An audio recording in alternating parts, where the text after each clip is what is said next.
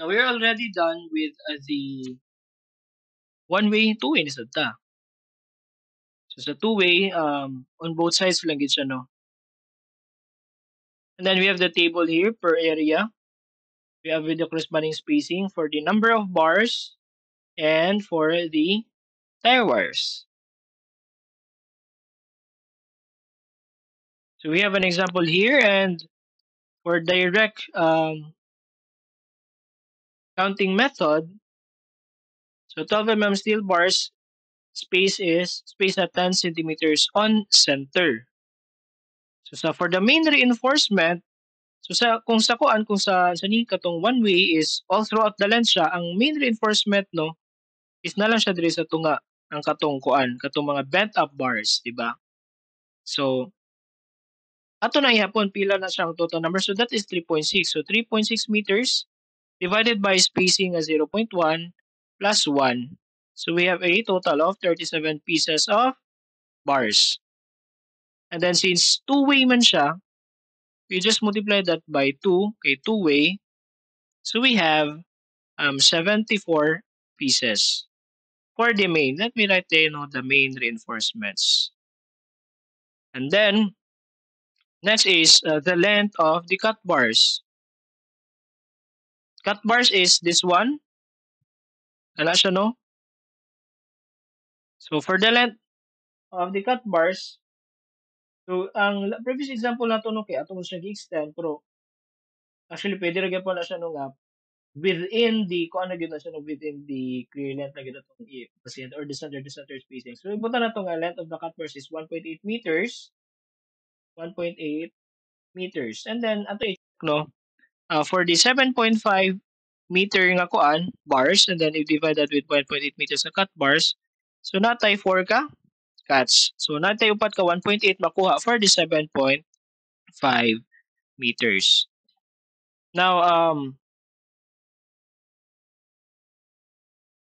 there is kuan pila man sila. We have upat ka cut for the for the cut bars pila man na sila dira. We have the spacing ni cut bars is at kuan man ni siya, I forgot, that is at 0.2 meters. Pero siya na times 2 ani. So pila man ka cut bars.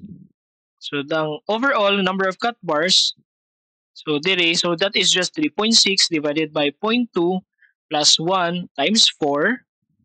Natay makuha nga 76 number of cut bars. So gives ato 3.6 meters divided by 0.2 meters plus 1. So that is equal to 19. And then times 4 man kay 4 sides times 4 sides. That's why we have the 76 cut bars. Now, para makuha na to na pila ka 7.5 atong kinahanglan for the cut bars, we just divide 76 divided by 4, and then kinahanglan ta 19 pieces of 19 pieces ka. Okay, sorry for that. 12 mm diameter bar by 7.5 meter long bar for the cut bars. And then by the way and since how about the main reinforcements? Ang total length ni main reinforcement is 7.2. 7.2. So dili na ni nato kinahanglan i-divide pa og 7.5 ay i-divide nato sa 7.5 diri para makuha nato iyang kuan murag cut per 7.5. Klaro kay nga 7.2 isa ra gyud atong makuha na for the 7.5. So sa ato pa kung pila to ang number of pieces ni reinforcement, upod na ang number of bars na to kung gamiton na to og 7.5. So for this one kinahanglan tag 74 pieces of 12 mm diameter bar gyapon nga 7.5 meter long. This is for the main bars and as well for the cut bars. Now let's proceed with the temperature bars. Temperature bars. Okay. So naman tayo ko di ba temperature bars along this direction, and then napunta diri. That is along the 1.8 meters nga length, di ba? And then spacing yapon niya is at 0.2 meters. So pila man ka po cut bars dapat along that direction. So mula to siya no si 1.8 meters, i-divide na to sa spacing na 0.2 meters plus 1 will get 10 pieces. And then kay upat ba naka sides, so we multiply it with the 4 sides, which is equal to 40 pieces.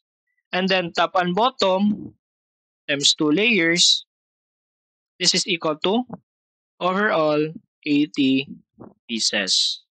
So pila man ang length? The length is at 7.2 meters. That's 80 pieces. Sure, unsa man nagikan ng 7.2? Ani ba? Di ba na-part diri kani siya o si 1.8 kani siya. Ana. This one, dili na to na ipambutang unang times 4 and then 2 layers top and bottom. So 7.2 meters, dili na ta mag times ti ani. Since ato mong gamiton is the 7.5 meter man nga bars, of course, usa ka cut per kuan kung 7.2 meters iyang length. So sa ato pa, matik na. Man siya imong sabton gyud. Since ang length sa usa ka bar is 7.2 and nagamit ang 7.5, dili na ta mag-divide. Diretso na nga 80 pieces ka 12 mm diameter by 7.5 meter long na bars. Ana ra na siya. So summary ani, so dali ra kay basta kuan, medyo di kay sa libog, basta straight lang siya. So for the main bars, kinahanglan taog pila to. We have the 74 plus 19. So overall that is 93 ka kuan, 93 pieces of 7.5 meter bar. And for the temperature and the shrinkage bar, overall 80 pieces of same ra na sila 12 mm diameter by 7.5 meter long na bar. That is just the as per the direct counting method. Now, kang area method, mas dali. The area for this one is 7.2 meters squared. I-square lang nako kay length times width is same naman. That is at 51.84 square meters. Now, if we refer to the table, as per the table, the number of bars is equal to the 51.84 square meters, and then we get the factor at 3.337. Natin makuha nga kinahanglan nga 173 pieces of 12 millimeter diameter by 7.5 meter long nga bar for the two-way slab. So balik ta dito sa ato ang direct counting method. Diba we have the 93 and 80 pieces. So from the direct counting method, mo man sila and then pareha at 7.5 meters. So this is as well 173 pieces of 12 mm diameter by 7.5 meter nga long bar. This is from direct counting method and this is from the area method. Same lang gyapon sila og answer. Now, tie wires.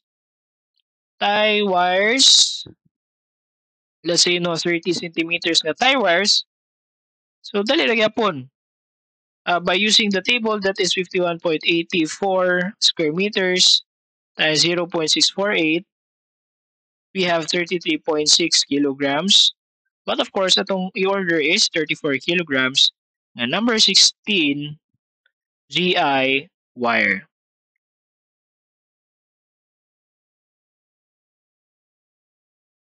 Okay, that's all for the two-way slab. And then this will be your assignment to be submitted next week.